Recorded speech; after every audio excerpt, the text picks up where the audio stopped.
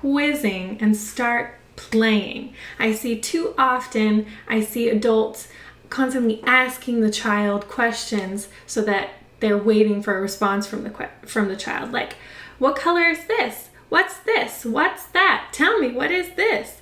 Too many questions. Most likely, if you're watching this video, your child doesn't know the answers to that question. Maybe they can point to it, where's the dog? And they can point to it, or where's yellow? And maybe they can point to some colors, but they aren't able to say those words.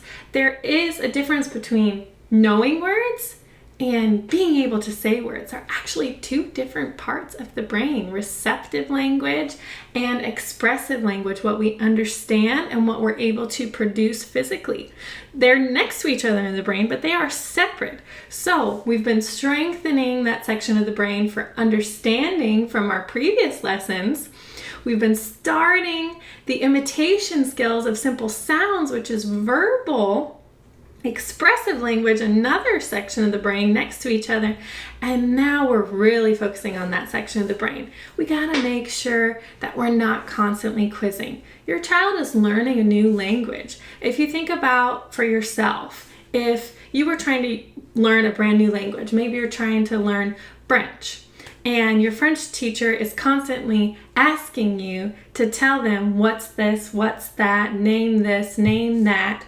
It's probably going to be very overwhelming for you, brand new to the language. It would be better if that French teacher was actually teaching you those words, right? With repetition, making fun and engaging activities, reading books to you or talking about books with you with that vocabulary in it, rather than stressing you out and feeling like you're always on the spot.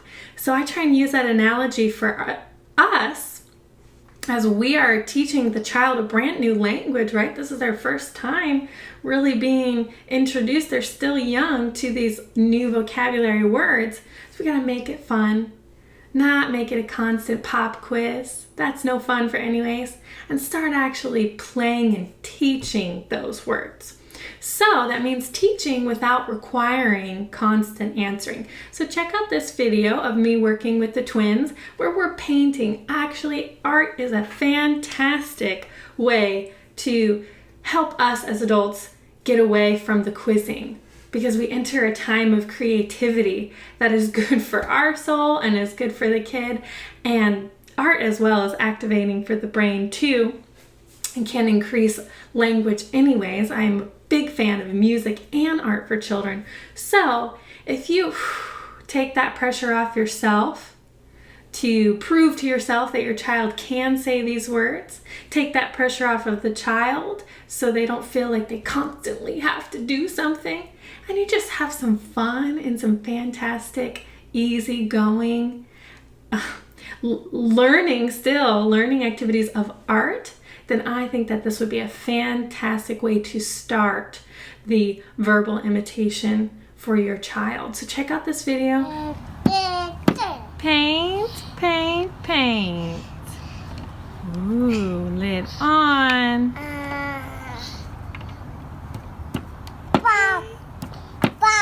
Paint. Good. Paint, paint, paint. Monkey. Paint, paint, paint. Mouse. Uh-oh, on the paper. On the paper. Good listening. Good. Paint, paint, paint. You'll notice that I not once asked the child to say something. I am describing what the child is doing, and I'm keeping it real nice and simple. I'm repeating it, and wow, they wanted to repeat it back. They were into it. They were feeling free and having a good time with the paint, and so they were feeling more in a safe, encouraging, welcoming space in order to imitate.